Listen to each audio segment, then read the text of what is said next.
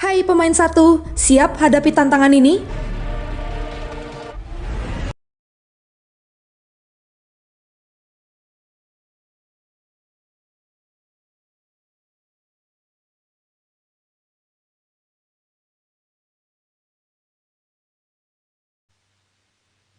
Halo Tribuners, Anda sedang menyaksikan live update tribunnews.com edisi Rabu 28 Juli 2021 sore.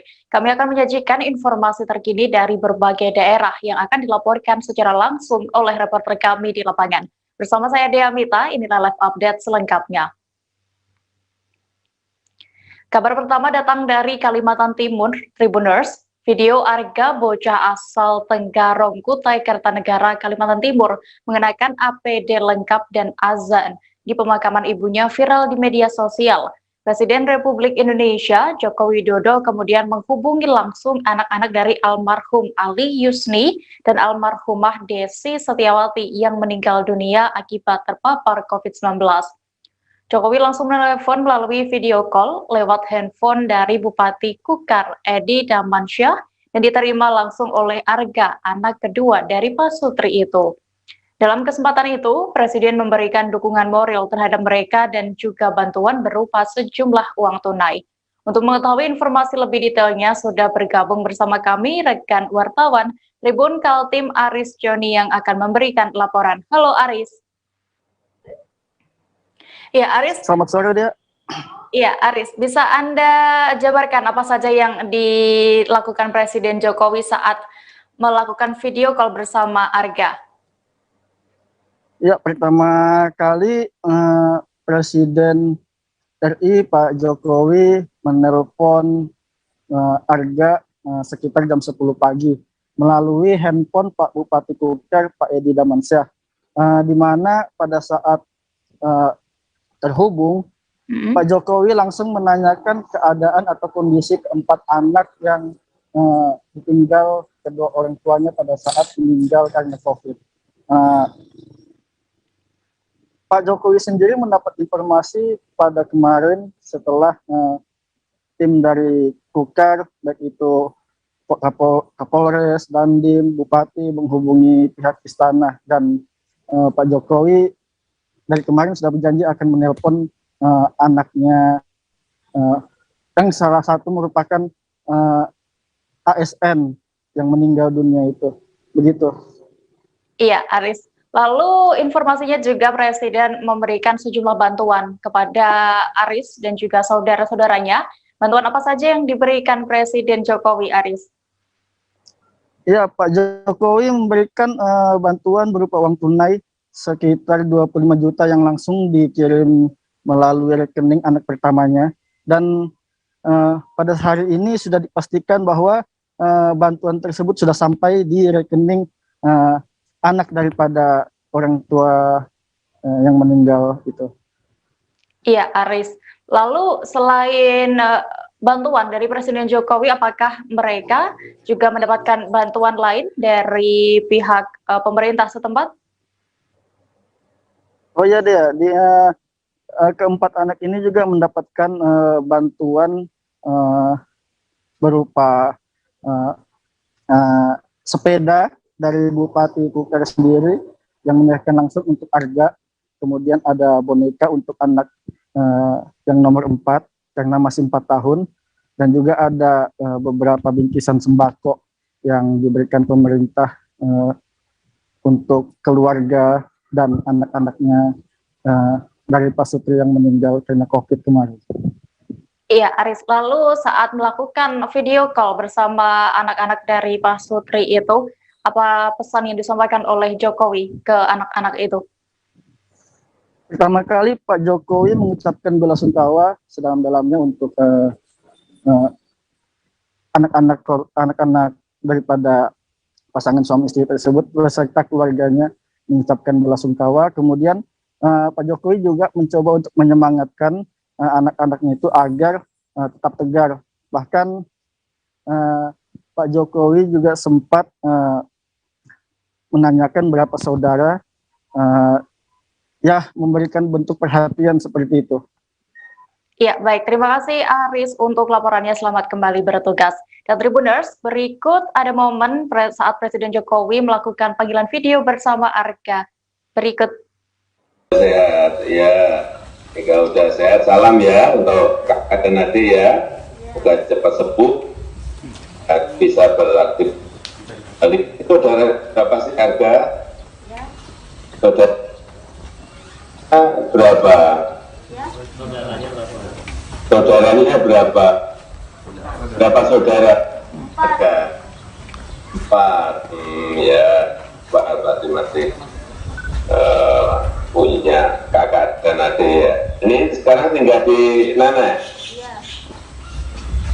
Nenek sama kakak? Iya. Ya. Hati-hati, belajar terus ya. Dan pengen apa? Perlu apa? Cita-citanya mau jadi polisi lah. Pengen jadi polisi, oh ya. Ini masih pengen apa? Perlu apa? Tidak perlu apa?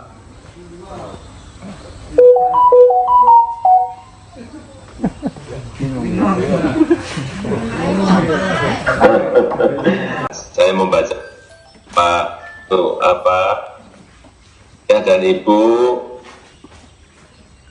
meninggal karena COVID ya minggu yang lalu. Saya turut bercita-cita ya yang pertama berpulang saya dan Ibu tercinta dari Mas Arga. Semoga almarhum ayah dan Ibu mendapatkan tempat terbaik di Allah ya. Dan semoga dan kakak adik juga diberikan sabar ya. Terus sekolahnya gimana Kang? Tribuners, kita beralih ke Bogor, Jawa Barat. Kapolresta Bogor Kota, Kombes Pol Susatyo Purnomo Condro, secara spontan memborong seluruh dagangan milik seorang pedagang sayur yang sedang melintas. Hal itu dilakukannya saat tengah memantau razia vaksinasi oleh Satgas COVID-19 terhadap pengendara di Jalan Pemuda Kota Bogor. Namun ternyata itu tidak dilakukan secara cuma-cuma. Sebagai gantinya, Kapolresta Bogor Kota itu meminta pedagang sayur untuk melakukan vaksinasi. Setelah mengikuti vaksinasi, tukang sayur tersebut kembali ke gerobaknya dan benar, dagangannya diborong oleh Kombes Susatyo. Informasi lengkapnya akan disampaikan rekan wartawan kami dari Tribun News Bogor, Lingga Arfian yang saat ini sudah bergabung bersama kami. Halo Lingga. Iya, Dea. Ya, Lingga, bisa Anda jelaskan bagaimana awalnya Kapolresta bisa memborong sayur dari pedagang tersebut? Ya, Dea dan rekan-rekan Tribuners, tadi pagi Satgas COVID-19 Kota Bogor dari Polresta Bogor Kota melakukan razia atau operasi vaksinasi. Operasi tersebut dilaksanakan di Jalan Pemuda, tepatnya di depan gedung DPRD Kota Bogor. Saat melakukan razia vaksinasi tersebut, Kapolresta Bogor Kota melihat ada beberapa pedagang yang melintas dan saat itu pedagang yang melintas pun ditawari untuk melaksanakan vaksinasi. Salah satunya adalah Mas Muhyiddin, seorang pedagang sayur yang kebetulan sedang melintas di lokasi tersebut. Kemudian Kapolresta Bogor Kota menanyakan apa beliau sudah divaksin atau belum. Pedagang pun menjawab belum. Ketika ditawari, pihaknya bersedia untuk melakukan vaksinasi. Setelah dilakukan vaksinasi, kemudian Kapolres pun membeli semua dagangan milik pedagang sayur tersebut, Mas Muhyiddin. Seperti itu, Dea. Iya, lalu informasi yang saya dapat itu tadi sebenarnya razia ini untuk melakukan vaksinasi terhadap pengendara ya. Lalu apakah sebenarnya saat itu memang ada vaksinasi untuk para pedagang atau seperti apa, Lingga? Iya, Dea, sebenarnya tadi Satgas COVID-19 melakukan razia untuk para angkutan umum, yaitu angkutan kota, jurusan Pasar Anyar Citerep, kemudian ada beberapa pengendara. Namun saat bersamaan beberapa pedagang juga melintas karena memang stok vaksin masih tersedia dan para pedagang ini pun menjadi riskan. Mereka semua sering bertemu banyak orang di berbagai tempat. Untuk itu Kapolres pun menawarkan para pedagang tersebut untuk vaksinasi. Ada memang pedagang yang tidak bersedia, namun kebanyakan dari mereka bersedia dan salah satunya adalah Mas Muhyiddin ini. Seperti itu, dia. Ya, lalu Lingga, bagaimana untuk proses vaksinasi di gerai vaksin presisi Polresta Bogor Kota itu? Ya, setiap peserta vaksin yang sudah bersedia melaksanakan vaksinasi langsung masuk menuju lantai basement gedung DPRD Kota Bogor. Selanjutnya ketika mereka membawa kendaraan, mereka bisa parkir di samping lokasi vaksin. Selanjutnya mereka masuk ke meja pendaftaran, setelah itu mengisi registrasi, melaksanakan vaksinasi dan observasi selama 30 menit.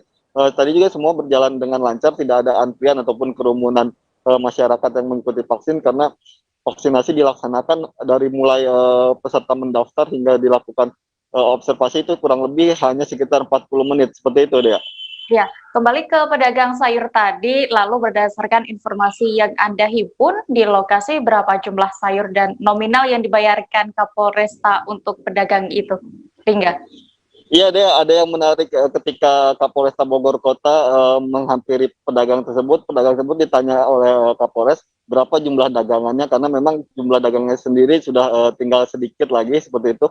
Ketika ditanya, pedagang tersebut menjawab nominalnya hanya Rp500.000, namun Kapolresta Bogor Kota menawar bahwa dagangan tersebut akan dibayar sebesar 1,5 juta. Mendengar itu, pedagang sayur pun sempat gemetar saat menerima duit. Dia pun sempat akan berkaca-kaca gitu matanya. Setelah itu pedagang itu langsung membungkus semua barang dagangan, dan beberapa dagangan sayur itu pun ada yang dibawa oleh petugas keamanan dan ada juga yang dibawa oleh masyarakat sekitar, seperti itu, Dea. Iya, lalu bagaimana tanggapan dari pedagang sayur yang diborong dagangannya saat itu? Ya, tadi kami sempat melakukan wawancara dengan Mas Muhyiddin bahwa biasanya dia itu hanya baru habis dagangannya sekitar pukul 2 siang hingga 3 sore. Namun pada siang tadi hanya sekitar pukul 11 atau jam 12 dagangannya sudah ludes dibeli oleh Kapolresta Bogor Kota. Ia pun mengatakan bahwa hasil penjualannya tersebut akan diberikan kepada keluarganya dan menceritakan ke keluarganya, dan juga nantinya para keluarganya itu akan diajak untuk mengikuti vaksinasi yang diadakan oleh pemerintah, seperti itu, Dea. Iya, lalu untuk terkait vaksinasi di Kota Bogor sendiri, sampai saat ini berapa persen jumlah target vaksinasinya, Lingga? Iya, Dea, tadi secara keseluruhan jumlah target vaksinasi di Kota Bogor capaiannya mencapai lebih 30%, namun jumlah tersebut dirasa masih kurang karena masih berada di bawah 50%. Saat ini Satgas COVID-19 Kota Bogor melalui pemerintah daerah dan berbagai instansi TNI Polri terus menambah jumlah target tersebut, dan pemerintah pun terus meminta tambahan stok vaksin dari pemerintah pusat, seperti itu.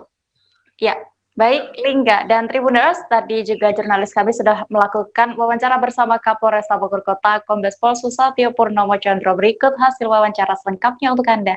Bogor Kota melaksanakan gerai vaksin presisi.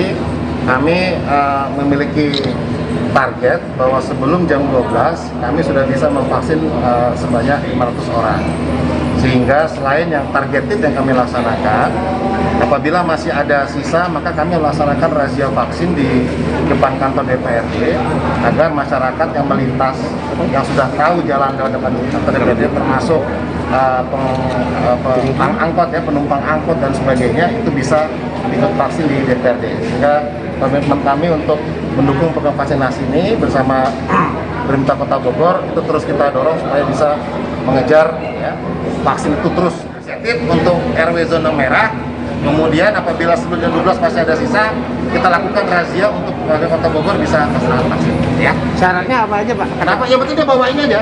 Yang penting dia bawa KTP, dia bisa bawa atau KK untuk di bawah 15 tahun ya. Kemudian kalaupun dia tidak bawa, minimal bisa difotokan sama orang rumah, nanti dibawa ke sini. Yang penting data kita bisa masuk, karena panggilannya itu person by person. Ya. Berapa Pak tadi targetnya Pak? Berapa banyak Pak? Kenapa sebelum jam 12 kita berusaha bisa 500. Jadi kalau misalnya bisa satu hari 1000, kita geber 1000. Ini tiap hari atau hari ini aja Pak? Tiap hari. Tiap hari ya? Tiap hari. Masuk nanti kita satu juga pelaksanaan vaksin yang kedua ya. Tadi melihat antusiasnya gimana? Tentukan di sini, kami titiknya di sini gitu ya. Antusiasnya gimana Pak tadi Pak? Cukup luar biasa ya, masyarakat tadi ada beberapa tukang sayur, ya, beberapa juga supir angkot, kemudian pengguna roda 2 gitu ya. Kalau memang mereka belum vaksin, rata-rata mereka siap dan ingin. Tribuners, kita beralih ke kabar berikutnya. Atlet Indonesia yang telah selesai bertanding di Olimpiade Tokyo dijadwalkan pulang pada besok, Kamis 29 Juli 2021. Termasuk di dalamnya lifter Indonesia penyumbang medali perunggu Windy Cantika Aisyah dan juga Eko Yuli Irawan yang meraih medali perak. Dari informasi yang diperoleh, kemungkinan besar atlet angkat besi ini tiba di Bandara Soekarno-Hatta sekira pukul 23.50 waktu Indonesia Barat. Penyambutan dipastikan tidak meriah lantaran harus mengikuti protokol kesehatan. Dan untuk mengetahui informasi lengkapnya sudah bergabung bersama kami rekan wartawan Warta Kota Rafsani Simajorang yang akan melaporkan. Halo Rafsan. Ya, terima kasih dia. Dari Jakarta saya melaporkan. Tapi sebelumnya dia, kita ingin mengucapkan juga Indonesia bisa, Indonesia juara. Karena masih ada kontingen Indonesia yang akan bertarung untuk memperebutkan medali di Olimpiade Tokyo nanti. Ya, kembali ke pertanyaan dia tadi. Kita ketahui bahwa atlet Indonesia yang sudah bertanding akan kembali pada besok Kamis 29 Juli dan tiba di Soekarno-Hatta pukul 23.50. Itu estimasi ketibaan mereka. Namun saat tiba nanti dipastikan memang tidak meriah, bahkan media pun dibatasi karena mengikuti protokol kesehatan. Dan kemudian atlet yang akan tiba juga nantinya akan mengikuti karantina juga. Dan di belakang saya adalah Hotel Fairmont yang kemungkinan besar menjadi lokasi karantina atlet.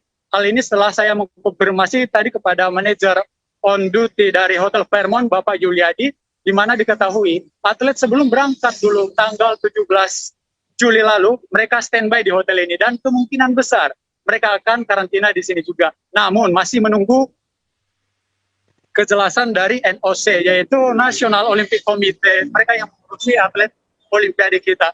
Dan di dalamnya seperti yang kita ketahui ada Eko Yuli Irawan penyumbang medali perunggu dan juga ada lifter Indonesia lainnya seperti Denny. Dan ada dua lifter yang akan bertarung lagi, di mana tadi ada Rahmat Abdullah di kelas 72 kg. Dan hari Senin, 2 Agustus nanti, kita jangan lupa untuk mendoakan dan mendukung ada Nurul Akmal yang akan bertarung di kelas 87 kg. Ya, kembali ke studio. Ya. Oke, Rafsan. Lalu tadi Anda juga sudah sempat melakukan liputan ya ke rumah dari Eko Yuli Irawan. Dan setelah Anda berbincang-bincang dengan kerabat di rumahnya, apakah ada informasi terkait sebenarnya keseharian dari Eko Yuli Irawan ini ketika di rumah? Ya, terima kasih dia. Eko Yuli Irawan adalah sosok yang sangat sederhana. Hal ini diketahui saat saya berkunjung dan melakukan wawancara eksklusif tentunya dengan protokol kesehatan dengan sang istri yaitu Ibu Masita. Kemudian ada juga keponakan beliau yang bernama Arif Hidayat. Dan kesehariannya cukup unik juga itu dia karena ketika bangun jam 7 pagi Eko akan langsung menuju ke kolam ikan yang berisi beberapa ikan koi dan ikan koi itu dipelihara oleh Eko sejak 2 tahun lalu dan ikan koi itu dipelihara sejak kecil. Dan saat ini memang ukurannya cukup besar, ada sekira 8 atau 10 itu. Dan kemudian nantinya Eko juga telah berencana untuk melebarkan kolam tersebut. Dan kemudian menarik, yaitu lokasi, yaitu tempat latihan, yaitu tempat memelihara ikan cupang. Jadi ada 2. Ikan koi dan ikan cupang, serta tempat latihan. Dan ketika Eko berlatih itu sekitar pukul 9 pagi. Biasanya berlatih 3 atau 4 jam, tergantung dari program. Dan saat latihan itu adalah yang menarik, Eko ditemani musik, bukan musik R&B, melainkan musik era-era tahun 2000-an. Bahkan istri dari Eko, yaitu Masita, yang juga mantan lifter putri Indonesia, menjadi pelatih saat di rumah. Begitu juga dengan keponakan dari Eko Yuli, yaitu Arif Hidayat, yang memang sebagai coach trainer di salah satu wilayah di Bekasi, juga turut memberikan saran serta masukan kepada Eko. Dan tidak tanggung-tanggung, memang sosok Eko ini adalah sosok yang sangat mempercayai keluarga dekatnya, sehingga beberapa video, bahkan beberapa Nah, kalau diangkat besi biasanya dan sering curhat dengan Arif Hidayat, yaitu keponakannya sendiri. Jadi mengobrol tentang banyak teknik angkat besi hampir sampai 2 atau 3 jam berjam-jam, sampai kadang istrinya menegur mereka. Apa aja sih yang diobrolin? Ya, seperti itu keseruannya kalau di rumah. Ya, kembali ke studio. Iya, lalu bagaimana sosok Eko Yuli Irawan sendiri di mata keluarga? Rafsan. Terima kasih dia. Sosok Eko Yuli Irawan memang terkenal sangat sederhana, bahkan tidak neko-neko, dan juga peduli akan keluarga. Salah satu contohnya adalah ketika ada saudara yang merokok, maka Eko tidak akan segan-segan untuk menegur agar yang merokok tersebut jauh dari kerabat, terutama dari anak-anak, serta juga dari sanak saudara yang sedang mengandung, sehingga asap rokok itu tidak terhirup. Kemudian, untuk masalah masakan, biasanya kalau suami itu kan biasanya punya masakan istri atau nyuruh masakin ini, tapi itu berbeda dengan Eko. Eko tidak ingin menyulitkan sang istri. Jadi apapun yang dimasak oleh sang istri itu sangat diterima, baik itu tempe dan sayur kangkung. Dan juga Eko tidak mau ibaratnya membuat makanan itu mubazir, sehingga ketika makanan itu masih layak, dia akan memakannya. Dan dia juga menjadi sosok yang suka berbagi. Hal itu didapat dari keterangan dari keponakannya Arif Hidayat. Ya, sekian. Ya. Baik Tribuners, tadi rekan jurnalis kami Rafsan juga sudah melakukan berbincang-bincang ya bersama dengan istri dari Eko Yuli Irawan. Masih berikut hasil wawancara selengkapnya untuk Anda. Langsung jalan ke kolam ngasih makan ikan. Makan ikan, main handphone, paling sarapan. Itu jam berapa? Habis bangun tidur langsung? Iya, bangun tidur dia pokoknya kasih makan ikan lah gitu. Kadang sambil di luar nih, sambil berjemur, sarapannya sambil berjemur, sambil liatin ikan gitu. Dari jam berapa ke jam berapa? Bentar aja sih, paling setengah jam doang. Dari jam 6 berarti? Jam 7 sih biasanya. 7. Kalau boleh tahu nih, kolamnya yang mana Bu? Dan isinya ikan apa aja sih Bu? Masih makan ikan. Oh, sambil duduk Bu ya? Dia nyender di jendela sini. Oh, ada ikan koi, ada berapa ini Bu? Nggak tahu deh, ini dipelihara sama dia dari benar-benar dari bayi banget sampai gede, sampai udah nggak muat mau dibesarin sama dia katanya koi. Ini dari tahun berapa Bu? Kalau ada, kalau boleh tahu ini tahun berapa? 2 tahun sih bener. 2 tahun? Ini tadi rumah lama, cuma kita renak bangun ulang, balik lagi ke sini.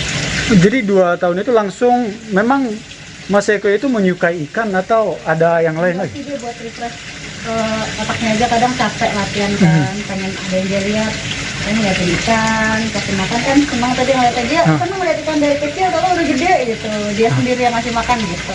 Dan biasanya bisa nongkrong juga di sini atau memang khusus waktu Mas Eko cuma sendirian di sini biasanya? Kadang aku temenin sih, ngobrol-ngobrol gitu aja. Tentang keseharian apa-apapun gitu ya. Nah, habis dari sini biasanya tempat favorit Mas Eko di mana lagi nih? Kalau di rumah. Habis kasih makan ikan dia sarapan sih Mas. Meja makan. Oh, sarapan langsung ke meja makan dapur. Makan dia. Nah, masakan apa sih yang difavoritkan dari Mas Eko? Kalau sarapan sih dia biasanya minta telur rebus aja sih. Telur rebus? Telur rebus aja. Ayam kampung atau? Ayam biasa. Biasa? Ayam biasa, minta rebusin telur. Ngopi paling. Itu berapa biji telur rebusnya? Dia biasa kalau minta rebusin. Beralih ke informasi selanjutnya, Tribuners. Kasus COVID-19 di Kabupaten Tanjung Selor dilaporkan terus mengalami peningkatan. Hal ini turut membuat pasien COVID-19 yang harus dirawat di fasilitas kesehatan juga mengalami peningkatan.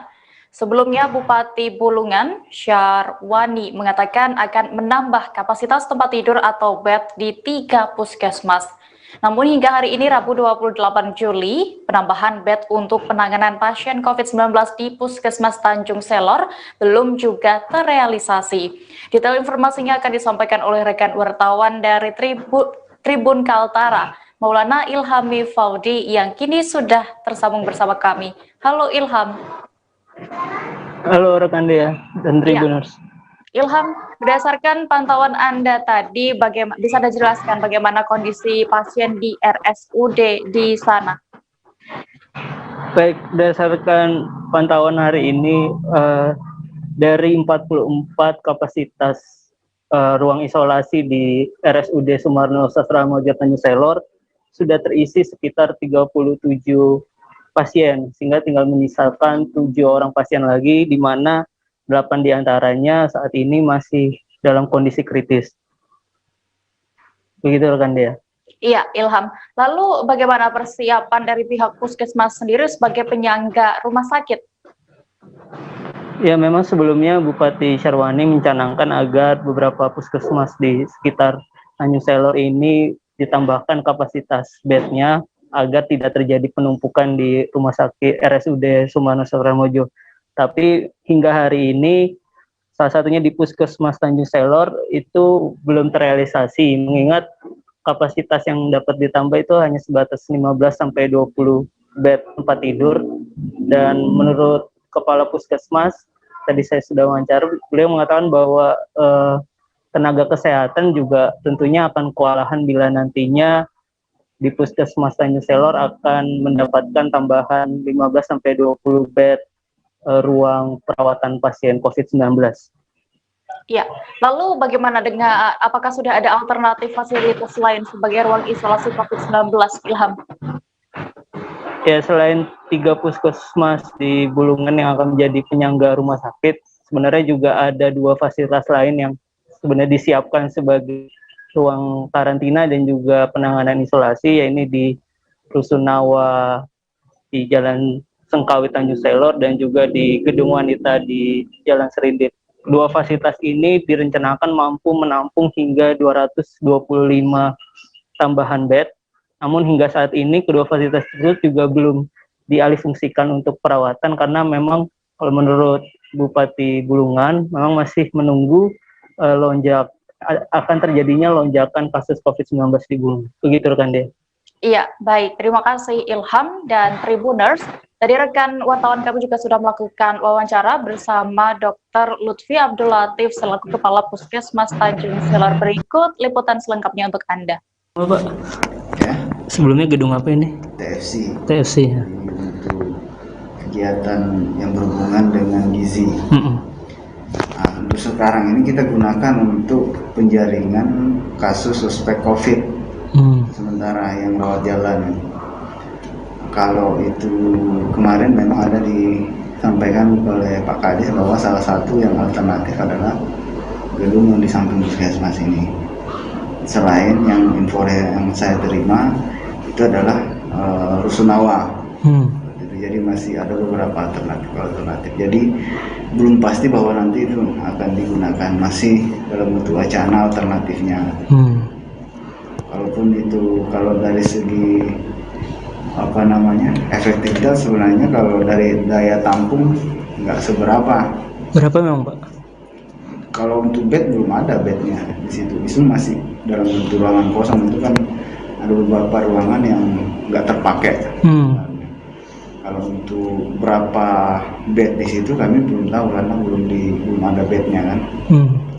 Kalau pakai misalnya bed standar tuh mungkin kira-kira bisa ada berapa Pak? Ada 10 kah? Muat? Lebih? Sekitar 15-20 mungkin. 15-20 ya? Cuman kan kalau dari segi ini 15-20 ini kan kalau menurut saya antara biaya yang kita keluarkan kemudian tenaga yang kita standby kan hanya merawat 40 ini kan menurut saya kurang efektif gitu. Seharusnya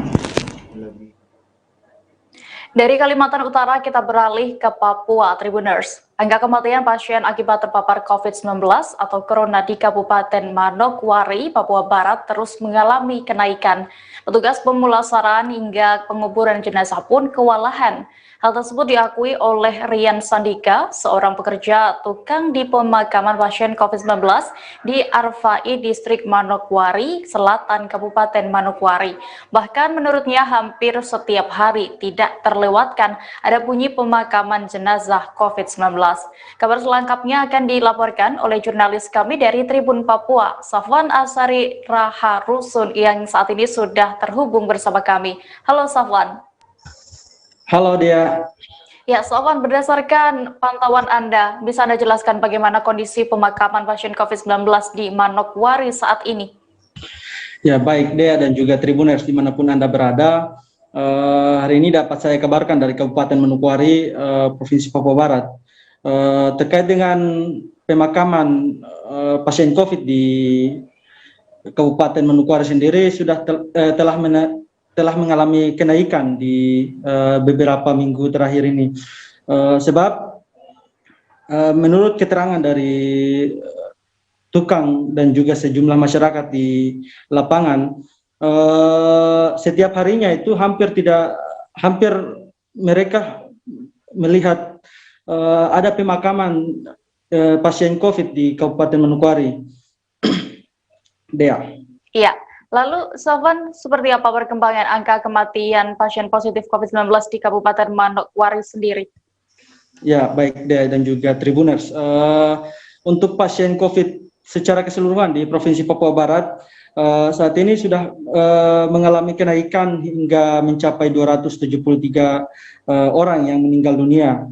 Kalau untuk Provinsi Papua Barat sendiri, ada 2 kabupaten kota yang mengalami kenaikan, yaitu masih ada di urutan pertama dan kedua, yaitu Kota Sorong dan juga Kabupaten Manokwari. Kalau untuk Kabupaten Manokwari sendiri sudah sekitar 40 orang, sekitar 54 orang meninggal dunia.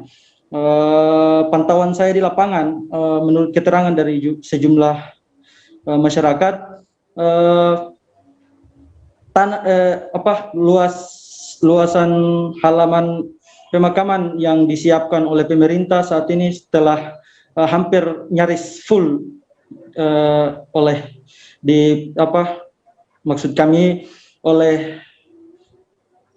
pemakaman khususnya pasien COVID-19.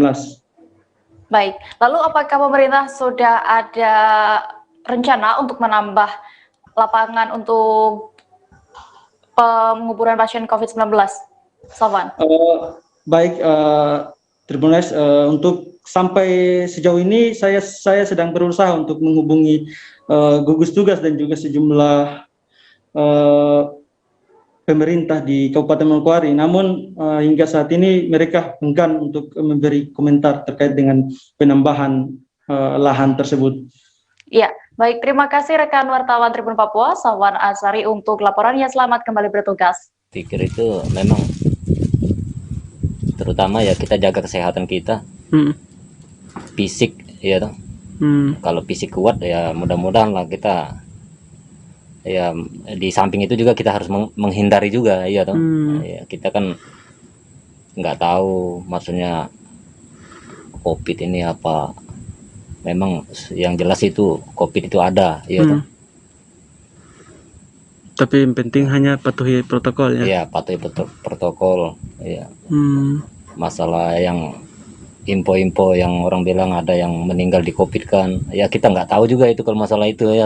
Tapi yang ada, yang realitasnya kan ada yang meninggal, terus dibawa dengan mobil jenazah datang. Ya, tapi kami di lapangan ya selama saya kerja hampir 3 minggu ini memang termasuk ya hampir tiap hari ada ya. Iya. Kemarin barusan bulan Juni, Juli. Ya pokoknya selama saya kerja di sini tuh cuman mungkin satu atau 2 hari saja yang waktu itu terlewatkan begitu. Iya, hampir tiap hari. Itu yang makam-makam itu sudah penuh semua, Pak. Yang Muslim ya? Muslim, Mbak, Muslim terus Kristen. Ini sudah sekitar berapa ini? Wah, ini saya juga ini mulai yang dari depan ini puluhan ini ya. Iya, depan, terus yang di belakang itu. Itu kan waktu itu digali dengan Eksa. Sekarang sudah penuh semua itu. Di Muslim juga? Iya, di Muslim juga. Ya. Siap. Yang penting hanya standar kesehatannya harus ini. Iya. Terus juga kan maksudnya ini macam apa, keluar pergi kayak mungkin kebanyakan yang apa Tribuners, kami akan kembali seusai jeda sejenak. Tetaplah di live update. Oke, apa kabar Bang Ariski di sini untuk strateginya? Kalau saya sendiri di Jumit 37 ini yang semalam baru mulai, saya udah pasti. Sebenarnya aku nggak ngerasa itu penangkapan atau penggerbegan atau apapun itu. Karena gini loh, posisinya aku kriteria. Jadi kita mengenal disebut dengan stroke yang tidak berdarah dengan stroke yang berdarah. Stroke yang tidak berdarah itu biasanya ditandai dengan adanya penyumbatan. Kalau itu penyumbatan di sini mungkin pikirnya tidak ke situ kali ya. Tapi kalau di Korea atau di Kamboja itu ada beberapa paper yang saya itu Mas, ya dulunya tukang koran. Oh gitu ya. Tukang koran. Ya saya baca itu Pak. Tuh kan pernah baca kan? Ya. Jadi kalau saya jadi pangdam itu udah bersyukur banget. Si anak ini dijadikan sebagai tersangka begitu. Ya kalau ini kita bicara yang di luar kasus Situbondo ya. Dengan nama hujan shower, di mana terdapat batas jelas antara daerah hujan dan tidak hujan yang biasanya terjadi pada fase awal mature stage atau tahap berbahaya dewasa. itu Kang. Jadi mulai artinya terjadinya perlembekan. Nah itu untuk penetrasi akan sulit gitu ya. Dok saya ini menurut saya memang tidak mudah, bukan urusan tanah diambil. Kalau misalnya Amerika Serikat sekarang, Rasulullah mengatakan dalam sebuah hadis bahwa berpuasa di 6 hari Syawal itu. Oke, apa kabar Bang Aris di sini untuk strateginya? Kalau saya sendiri di Jumit 37 ini yang semalam baru mulai, Apa yang saya dirasakan udah Kak Nita? Sebenarnya aku nggak ngerasain penangkapan atau penggerebekan atau apapun itu, karena gini loh, posisinya aku Kriteria. Jadi kita mengenal disebut dengan stroke yang tidak berdarah dengan stroke yang berdarah. Stroke yang tidak berdarah itu biasanya ditandai dengan adanya penyumbatan. Kalau itu penyumbatan di sini mungkin pikirnya tidak ke situ kali ya. Tapi kalau di Korea atau di Kamboja itu ada beberapa paper yang saya itu Mas, ya dulunya tukang koran. Oh gitu ya. Tukang koran. Ya saya baca itu Pak. Tuh kan pernah baca kan? Ya. Jadi kalau saya jadi pangdam itu udah bersyukur banget. Si anak ini dijadikan sebagai tersangka begitu. Ya kalau ini kita bicara yang di luar kasus Situbondo ya. Dengan nama hujan shower, di mana terdapat batas jelas antara daerah hujan dan tidak hujan yang biasanya terjadi pada fase awal mature stage atau tahap Berbahaya dewasa. itu Kang. Jadi mulai artinya terjadinya perlembekan. Nah itu untuk penetrasi akan sulit gitu ya. Dok saya ini menurut saya memang tidak mudah, bukan urusan tanah diambil. Kalau misalnya Amerika Serikat sekarang, Rasulullah mengatakan dalam sebuah hadis bahwa berpuasa di 6 hari Syawal itu. Oke, apa kabar Bang Aris di sini untuk strateginya? Kalau saya sendiri di Jumit 37 ini yang semalam baru mulai, Apa yang saya dirasakan udah Kak Nita? Sebenarnya aku nggak ngerasain penangkapan atau penggerebekan atau apapun itu, karena gini loh, posisinya aku Kriteria. Jadi kita mengenal disebut dengan stroke yang tidak berdarah dengan stroke yang berdarah. Stroke yang tidak berdarah itu biasanya ditandai dengan adanya penyumbatan. kalau itu penyumbatan di sini mungkin pikirnya tidak ke situ kali ya. Tapi kalau di Korea atau di Kamboja itu ada beberapa paper yang saya itu Mas, ya dulunya tukang koran. Oh gitu ya. Tukang koran. Ya saya baca itu Pak. Tuh kan pernah baca kan? Ya. Jadi kalau saya jadi pangdam itu udah bersyukur banget. Si anak ini dijadikan sebagai tersangka begitu. Ya kalau ini kita bicara yang di luar kasus Situbondo ya. Dengan nama hujan shower, di mana terdapat batas jelas antara daerah hujan dan tidak hujan yang biasanya terjadi pada fase awal mature stage atau tahap Berbahaya dewasa. itu Kang. Jadi mulai artinya terjadinya perlembekan. Nah itu untuk penetrasi akan sulit gitu ya. Dok saya ini menurut saya memang tidak mudah, bukan urusan tanah diambil. Kalau misalnya Amerika Serikat sekarang, Rasulullah mengatakan dalam sebuah hadis bahwa berpuasa di 6 hari Syawal itu. Oke, apa kabar Bang Aris di sini untuk strateginya? Kalau saya sendiri di Jumit 37 ini yang semalam baru mulai, Apa yang saya dirasakan udah Kak Nita? Sebenarnya aku nggak ngerasain penangkapan atau penggerebekan atau apapun itu, karena gini loh, posisinya aku Kriteria. Jadi kita mengenal disebut dengan stroke yang tidak berdarah dengan stroke. Terima kasih Anda masih menyaksikan live update tribunnews.com. Kita menuju ke kabar selanjutnya. Pengadilan Tipikor Jakarta menggelar sidang lanjutan perkara dugaan suap pengadaan bantuan sosial COVID-19 untuk wilayah Jabodetabek hari ini, Rabu 28 Juli 2021. dengan terdakwa yakni mantan Menteri Sosial Juliari Peter Batubara. Sidang hari ini mengagendakan pembacaan surat tuntutan jaksa penuntut Komisi Pemberantasan Korupsi terhadap Juliari. Untuk mengetahui informasi lengkapnya sudah bergabung bersama kami rekan wartawan tribunnews.com, Danang Triatmojo yang akan melaporkan. Halo Danang. Ya Danang, berdasarkan informasi yang sudah Anda himpun, bisa diinformasikan apa tuntutan jaksa penuntut umum dari KPK kepada Juliari Batubara hari ini? Ya, mantan Menteri Sosial Juliari Peter Batubara hari ini dituntut 11 tahun pidana penjara dan denda 500 juta subsidi 3 tahun kurungan. Maksud kami 6 bulan kurungan. Jaksa penuntut umum dari KPK menyatakan Juliari Peter Batubara melakukan korupsi pengadaan bansos sembako COVID-19 Jabodetabek tahun anggaran 2020.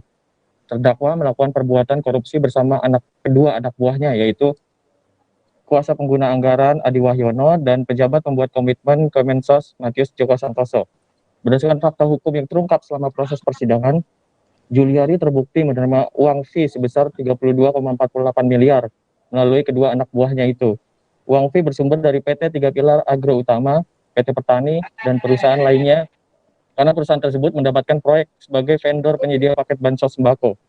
Jaksa turut meminta hakim mencabut hak politik Juliari Batubara atau hak dipilih sebagai pejabat publik selama 4 tahun, terhitung setelah yang bersangkutan selesai menjalani pidana pokoknya. JPU juga menuntut Juliari membayar uang pengganti kepada negara sebesar 14,5 miliar. Bila tak diganti dalam waktu sebulan setelah hukuman ingkrah, maka harta benda Juliari akan dilelang untuk menutup pembayaran tersebut. Jika masih kurang, maka hukuman Juliari ditambah 2 tahun pidana penjara. Iya, lalu apa saja pertimbangan dari jaksa sehingga menuntut Juliari dengan pidana 11 tahun penjara, Danang? Ya, adapun dalam menjatuhkan tuntutannya tadi, jaksa penuntut umum mempertimbangkan 2 hal, yaitu hal yang memberatkan dan hal meringankan. Terkait hal memberatkan, Juliari selaku Menteri Sosial dinilai tidak mendukung program pemerintah dalam pemberantasan tindak pidana korupsi, kolusi, dan nepotisme. Apalagi perbuatan Juliari juga dilakukan saat kondisi darurat bencana pandemi COVID-19. Juliari juga dianggap berbelit-belit dalam memberikan keterangan selama proses persidangan. Dia pun tidak mengakui perbuatannya. Sementara hal yang meringankan, terdakwa belum pernah dihukum. Demikian. Iya, lalu Danang apakah sudah ada tanggapan dari Juliari ataupun penasihat hukumnya atas tuntutan jaksa penuntut umum ini? Ya, menanggapi tuntutan ini, Juliari tadi yang terhubung secara daring dari rutan KPK menyatakan bakal mengajukan nota pembelaan atau pledoi. Tadi juga disampaikan oleh kuasa hukum Juliari, Magdir Ismail, mereka keberatan terhadap sejumlah hal dalam surat tuntutan jaksa. Salah satu poin yang disanggah yaitu terkait penerimaan uang dari PT Bumi Pangan Dikdaya. Menurut JPU, JPU itu dalam menjatuhkan tuntutannya terlalu bertumpu pada keterangan anak buah Juliari, yakni Adi Wahyono dan Matius Joko Santoso, dan justru mengabaikan keterangan dari saksi-saksi lainnya. Demikian, Dea. Iya, baik. Terima kasih rekan wartawan tribunnews.com dan Danang Triatmojo untuk laporannya. Selamat kembali bertugas. Tribunnews, kita beralih ke Jawa Barat. Pelaksana tugas Bupati Bandung Barat, Hengki Kurniawan, diperiksa penyidik Komisi Pemberantasan Korupsi di kantor KPK pada Selasa 27 Juli kemarin. Hengki yang juga dikenal sebagai artis itu diperiksa penyidik KPK sebagai saksi kasus tindak pidana korupsi pengadaan barang tanggap darurat bencana pandemi COVID-19. Pada Dinas Sosial Kabupaten Bandung Barat atau KKB tahun 2020 dengan tersangka Bupati Bandung Barat nonaktif yakni AA Umbara Sutisna. Pemeriksaan terhadap Hengki Kurniawan ini juga telah dibenarkan oleh PLT Juru Bicara KPK Ali Fikri.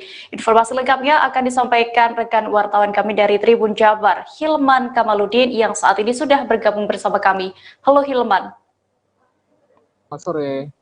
Ya Hilman, bisa Anda jelaskan bagaimana Bupati Bandung Barat, ya PLT Bupati Bandung Barat maksud saya, Hengki Kurniawan ini bisa diperiksa oleh KPK terkait kasus apa, juga bisa Anda lebih jelaskan secara detailnya?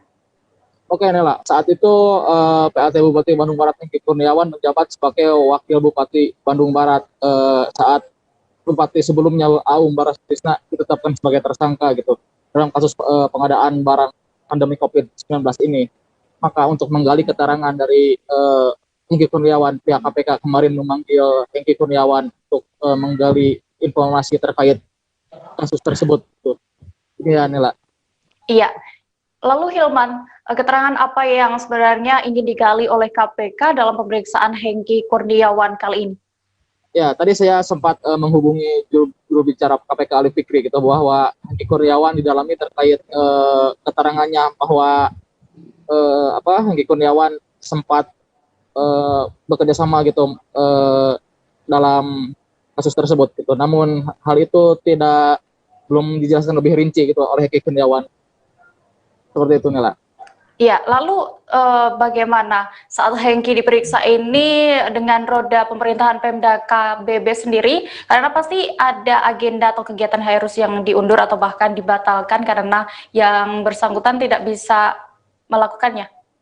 Oke, berdasarkan pantauan saya tadi di Pemda Bandung Barat, bahwa Hengki Kurniawan sempat tidak menghadiri beberapa agenda penting kemarin gitu. Salah satunya diantaranya menghadiri agenda kegiatan dengan anggota TNI gitu. Sehingga agenda tersebut harus diundur gitu untuk hari besok diundur.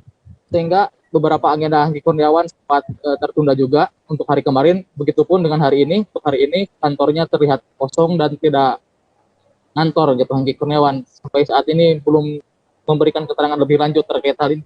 Demikian dia. Iya, Hilman, berdasarkan informasi yang Anda himpun, apakah ASN dan pejabat di Pemda KBB lainnya mengetahui saat Hengki Kurniawan ini diperiksa oleh KPK? Iya, kemarin saya menghubungi Kabag Humas Pemda Bandung Barat, Agus Ganjar Hidayat, bahwa beliau kemarin belum mengetahui gitu terkait pemeriksaan ini. Namun Agus membenarkan bahwa Hengki Kurniawan sempat ada agenda di Jakarta untuk menghadiri kegiatan, namun beliau belum mengetahui secara pasti terkait kegiatan di Jakarta tersebut. Namun hari ini dikonfirmasi bahwa Agus Ganjar membenarkan bahwa kemarin Hengki Kurniawan diperiksa oleh KPK. Demikian. Ya. Lalu setelah diperiksa oleh KPK, kemana Hengki Kurniawan ini berada sekarang? Apakah langsung menghadiri kegiatan yang sebelumnya sempat tertunda itu atau bagaimana, Hilman? Berdasarkan keterangan masih dari Kabag Humas Pemda Bandung Barat bahwa hari ini Hengki Kurniawan tidak datang ke Pemda Bandung Barat dan tidak ada juga agenda yang penting gitu untuk dihadiri Hengki Kurniawan. Berdasarkan keterangan dari Agus Ganjar bahwa Hengki Kurniawan hari ini tetap berada di rumah dinasnya, sehingga tidak ada kegiatan apapun yang dihadiri Hengki Kurniawan hari ini. Demikian dia. Iya, lalu selain Hengki Kurniawan, siapa lagi yang diperiksa KPK untuk menggali informasi terkait kasus bansos ini? Sejak beberapa bulan yang lalu, KPK memeriksa beberapa pejabat di lingkungan Pemda Bandung Barat, mulai dari Kepala Dinas Sosial, Kepala Dinas Pariwisata, dan staf-stafnya gitu, dan termasuk dari pihak swasta juga. Pemeriksaan tersebut dilakukan di kantor Pemda Bandung Barat sendiri, itu terutama di lantai 3 Sekta Kabupaten Bandung Barat, di sekitar kantor Bupati Bandung Barat. Ada beberapa staf dari Dinas Sosial juga, gitu, staf dari Hengki Kurniawan juga pernah ada PNS. Namun Hengki Kurniawan saat itu belum diperiksa KPK. Baru kali ini beliau diperiksa oleh penyidik KPK sendiri gitu ya. Ya, baik Hilman. Lalu untuk kondisi terkini dari kantor Pemkab Bandung Barat ini sendiri, terutama di kantor Bupati pasca Hengki Kurniawan diperiksa ini bagaimana? Ya, berdasarkan pantauan saya tadi di sekitar gedung Sekta KBB lantai 3 itu tidak ada aktivitas kedinasan sama sekali gitu, terutama di kantor Bupati Bandung Barat sendiri gitu. Namun ada beberapa orang yang mempersiapkan agenda yang sempat tertunda tadi gitu, yaitu agenda dengan kegiatan sosial dari anggota TNI seperti itu ya. Ya, baik, terima kasih rekan jurnalis Tribun Jabar Hilman Kamaludin untuk laporannya. Selamat kembali bertugas. Ya. Kita berlanjut ke kabar berikutnya, Tribuners. Bersamaan dengan perayaan Hari Anak Nasional, launching vaksinasi untuk usia 12 hingga 17 tahun dilaksanakan di Kabupaten Majalengka hari ini, Rabu 28 Juli. Ribuan pelajar ditargetkan mengikuti vaksinasi COVID-19 pada hari ini.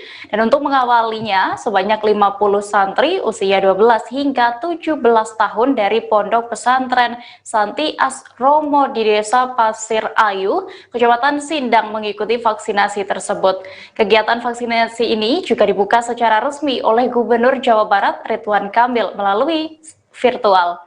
Dan untuk mengetahui informasi lengkapnya sudah bergabung bersama kami rekan wartawan dari Tribun Cirebon, Eki Yulianto yang akan melaporkan. Halo Eki. Halo Dea.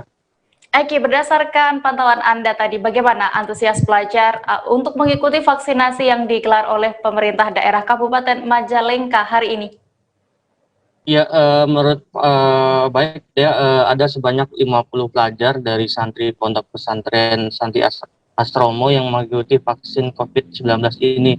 Ya, pantauan saya di lokasi, mereka sangat antusias untuk disuntik secara bergiliran. Terlihat dalam pantauan saya di lokasi juga tidak ada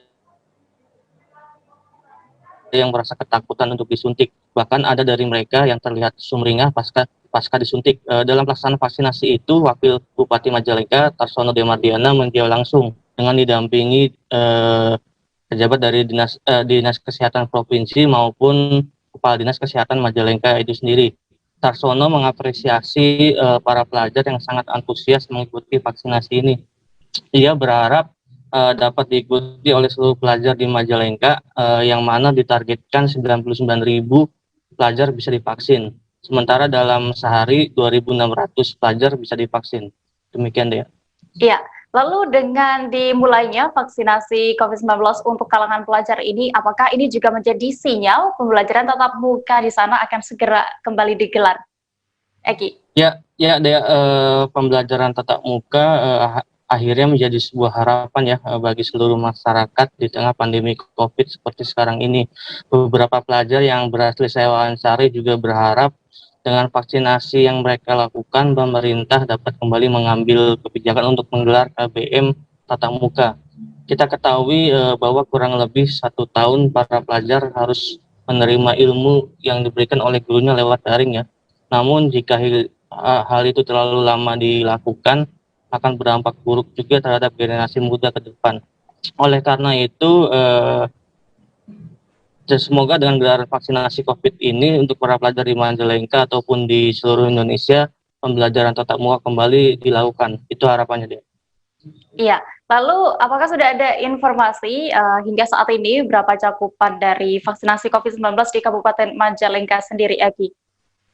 Ya, menurut data dari Dinas Kesehatan Majalengka, per 27 Juli 2001 kemarin, serapan pelaksanaan vaksinasi sendiri tercatat jumlah kumulatifnya sasaran sebanyak 140.650 dengan penyerapan vaksinasi dosis pertama mencapai 98.566 atau 9,41%.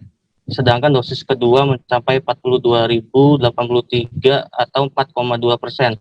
Jumlah tersebut terdiri dari kategori tenaga kesehatan, petugas publik, lansia, serta sasaran masyarakat rentan atau umum. Ya, dari tenaga kesehatan berjumlah 7.470, dosis pertama serapan 3.932 atau 92% jumlahnya. Sedangkan dosis kedua yakni 3.538 atau 82%. Serapan vaksinasi petugas publik mencapai 86.887 orang. Pada dosis pertama vaksinasi ada sekitar 58.879 atau 128%. Sedangkan dosis kedua mencapai 28.008 atau 61%. Ya, sedangkan untuk lansia sendiri sudah mencapai target sebanyak 13.913. Pada dosis pertama mencapai 9.000 sekian atau 8%, dan dosis kedua mencapai 4.152 atau hanya 3%. Sedangkan sasaran untuk masyarakat rentan atau umum sudah mencakup 32.320 vaksinasi dosis pertama, sedangkan 25.935 atau 3% dosis kedua itu dilakukan. Ya, pemerintah daerah melalui Dinas Kesehatan mengakui bahwa vaksinasi ini masih jauh dari harapannya ya. Makanya ke depan Dinas Kesehatan akan terus meningkatkan vaksinasi sehingga semua masyarakat bisa segera divaksin. Demikian ya. Ya, baik Tribuners, tadi rekan jurnalis kami juga sudah melakukan wawancara bersama Wakil Bupati Majalengka Tarsono Demardiana. Berikut hasil wawancara selengkapnya untuk Anda. Bisa dijelaskan kondisi pada saat ini pelaksanaan vaksinasi. Apakah ini salah satu strategi untuk mencegah bertambahnya ke kalangan anak-anak? Ya, ini sangat tepat momentumnya di Hari Anak. Kita berikan vaksin kepada anak-anak kita usia 12 sampai 17 tahun. Ini launching di Santi Asromo. Di sini 50 orang anak, dan secara keseluruhan di tiap kecamatan kita juga diadakan launching.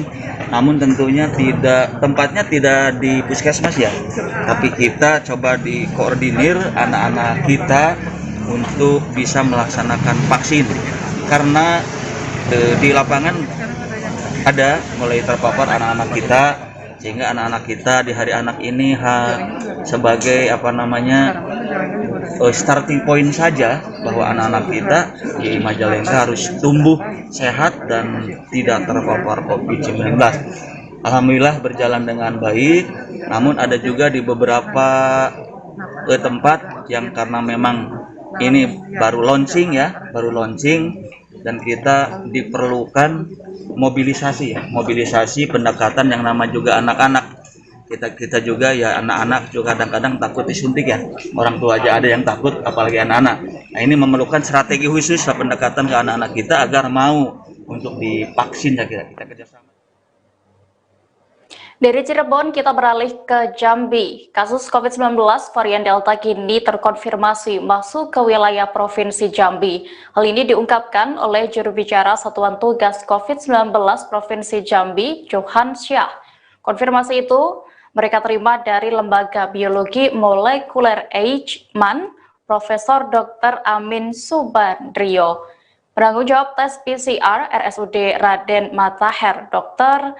Sotianingsih dalam kesempatan sama menyebut hasil itu merujuk pada 454 sampel yang pihaknya kirim ke LBM Eichmann pada 26 Juni 2021 lalu. Detail informasinya akan disampaikan oleh rekan wartawan kami dari Tribun Jambi, Mareza, yang kini sudah tersambung bersama kami. Halo Mareza. Ya, halo, selamat sore deh. Ya, Mareza, bisa Anda jelaskan bagaimana virus corona varian Delta ini bisa diketahui sudah sampai ke Provinsi Jambi? Ya, ini berdasarkan dari hasil spesimen yang diujikan di laboratorium LBM Eichmann pada 26 Juni lalu dikirimkan, dan kemarin tim Satuan Tugas menerima hasilnya. Dari 454 spesimen yang dikirimkan, ada 7 diantaranya terkonfirmasi positif virus corona varian Delta. Tadi juga kami sempat melakukan wawancara dengan Direktur Rumah Sakit Raden Matahir. Mereka menyampaikan bahwa spesimen sebanyak 454 ini didapati dari pasien COVID-19 dari Januari sampai Mei yang dicurigai terkonfirmasi terjangkit virus corona varian Delta ini.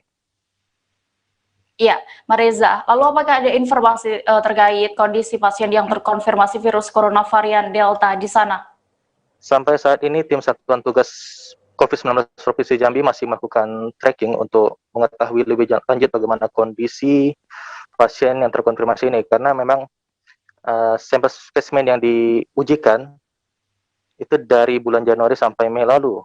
Jadi memang masih melakukan tracing untuk mendapatkan tindakan penanganan yang paling tepat nantinya dia. Iya, lalu bagaimana dengan kesiapan fasilitas kesehatan di Provinsi Jambi sendiri untuk menangani masuknya virus COVID-19 varian Delta sejauh ini, Mareza? Oke, saat ini beberapa rumah sakit memang sudah menambah tempat tidur ada beberapa rumah sakit yang menambah tempat tidur, khususnya. Tadi Satuan Juru bicara Satgas COVID-19 Provinsi Jambi juga mengonfirmasi ada sekitar 360 tempat tidur yang tersisa saat ini. Namun selain itu juga Satgas masih berusaha untuk mendorong masyarakat untuk mendorong supaya melakukan vaksinasi juga, menjaga protokol kesehatan juga, dan hanya seperti itu dia. Ya, Mareza, lalu apa langkah yang diambil pemerintah dalam menangani hal ini? Langkah yang diambil sampai saat ini memang prosesnya masih banyak ke tracing ya, karena memang identitas pasien belum bisa dipublikasikan karena masih dalam proses tracing tadi. Namun pemerintah saat ini juga mengimbau agar masyarakat tetap disiplin menjaga protokol kesehatan sebagaimana disampaikan tadi oleh Gubernur Jambi Al Haris. Juga sempat kami wawancari bagaimana dia mengimbau masyarakat, mendorong masyarakat agar masyarakat tetap patuh pada protokol kesehatan. Demikian deh. Ya, baik, Mareza. Dan Tribuners, rekan jurnalis kami tadi juga sudah melakukan wawancara bersama juru bicara Satgas COVID-19 Provinsi Jambi, Johan Syah. Berikut liputan selengkapnya untuk Anda. Selamat kita semua. Saya atas nama tim Satgas penanganan COVID-19 Provinsi Jambi akan menyampaikan beberapa hal. Nanti secara teknis akan disampaikan oleh Dr. Sauti. Bahwa dapat kami sampaikan bahwa pihak Rumah Sakit Raden Matahir sudah mengirimkan sampel sebanyak 454 orang kepada lembaga biologi molekuler Eijkman yang Dr. Amin Subandrio, dan hasil sampel kita yang diduga itu ada virus Delta, hasilnya setelah kita kirim berapa lama, pertanggal 26 Juli kemarin secara fisik itu suratnya sudah sampai ke Direktur Rumah Sakit Raden Matahir. Dapat kami sampaikan dari hasil laporan penelitian dari lembaga Eijkman itu dapat disampaikan bahwa di Provinsi Jambi terdapat varian virus baru yaitu Delta, atau satu varian itu AI1 sebanyak 2 orang, dan virus Delta dengan spekulasi yang AI3 itu sebanyak 5 orang. Dengan demikian di Provinsi Jambi ini yang sedang ditangani oleh Rumah Sakit Raden Matahir itu varian baru itu ada 7 orang. Untuk secara teknis bagaimana laporan ini? Tribuners, kabar berikutnya datang dari Yogyakarta. Jumlah pasien COVID-19 yang meninggal saat menjalani isolasi mandiri di daerah istimewa Yogyakarta terus mengalami peningkatan. Dalam rentan waktu hampir 1 bulan, tepatnya di bulan Juli ini tercatat ada 639 pasien isoman yang meninggal setelah terpapar COVID-19. Fenomena ini terjadi di tengah lonjakan kasus COVID-19 yang terus terjadi di wilayah ini. Kabar selengkapnya akan dilaporkan oleh jurnalis kami dari Tribun Yogyakarta, Yuwantoro Windu Aji. Halo, Toro. Halo, Dea. Ya, Toro, bisa Anda jelaskan sebenarnya apa penyebab tingginya angka kematian pada pasien isolasi mandiri di wilayah daerah istimewa Yogyakarta? Baik, jadi tingginya angka kematian pada pasien yang menjalani isoman menurut Wakil Komandan Posko Dukungan Operasi Satgas COVID-19 DIY Indrayanto, ini dikarenakan karena masyarakat masih banyak yang memilih untuk menjalani isolasi di rumah ketimbang datang ke shelter. Karena ketika ada pasien bergejala menjalani isoman di rumah dan kondisinya memburuk, mereka lantas tidak terpantau oleh petugas medis. Sehingga banyak kemudian pasien itu datang ke rumah sakit ketika kondisinya terlanjur memburuk dan akhirnya tidak tertolong. Ini juga menjadi permasalahan, terlebih kondisi keterisian di 27 rumah sakit rujukan di DIY masih tergolong penuh sehingga pasien itu harus mengantri untuk mendapatkan perawatan. Dengan demikian harapannya pasien COVID-19 yang merasa dirinya bergejala sebaiknya bisa langsung datang ke shelter untuk dapat penanganan lebih lanjut. Demikian, Dea. Iya. Lalu bagaimana dengan kondisi ketersediaan shelter isolasi di DIY? Baik, untuk kondisi ketersediaan shelter sendiri di DIY ini masih tergolong lowong. Dari sekitar 55 shelter yang disiapkan pemerintah, itu kapasitasnya 2.400 orang dan saat ini telah tergunakan sekitar 1.100 orang. Sehingga masih tersisa cukup banyak, yakni sebanyak 1.300 orang. Inilah yang sedang didorong oleh pemerintah daerah setempat untuk mendorong pasien yang menjalani isoman untuk segera dapat memanfaatkan shelter yang tersedia, karena untuk memanfaatkan fasilitas ini sama sekali tidak dipungut biaya dan pasien juga mendapatkan bantuan obat-obatan dan permakanan. Demikian dia. Iya. Lalu apakah sudah ada upaya yang ditempuh pemerintah untuk menekan angka kematian pada pasien isoman di DIY, Toro? Ya, berdasarkan wawancara dengan posko dukungan, salah satu langkah yang ditempuh adalah dengan mengencarkan upaya edukasi dan mendorong masyarakat untuk memanfaatkan shelter karantina yang disiapkan. Selain itu, petugas kesehatan seharusnya juga bisa lebih mendorong kepada warga yang menjalani pemeriksaan dan ternyata hasilnya positif, sebaiknya bisa langsung diarahkan untuk menjalani isolasi di shelter. Selain itu, perlu dipastikan juga rumah yang ingin menjalani isoman itu benar-benar memenuhi persyaratan untuk dijadikan tempat karantina. Misalnya kamar mandi itu tidak boleh dipakai bergantian antara pasien positif dengan penghuni rumah lain. Karena pelaksanaan isoman yang tidak sesuai prosedur dengan mematuhi persyaratan ini justru dapat memperparah penularan COVID-19 karena pasien berpotensi menulari virusnya ke penghuni rumah lainnya.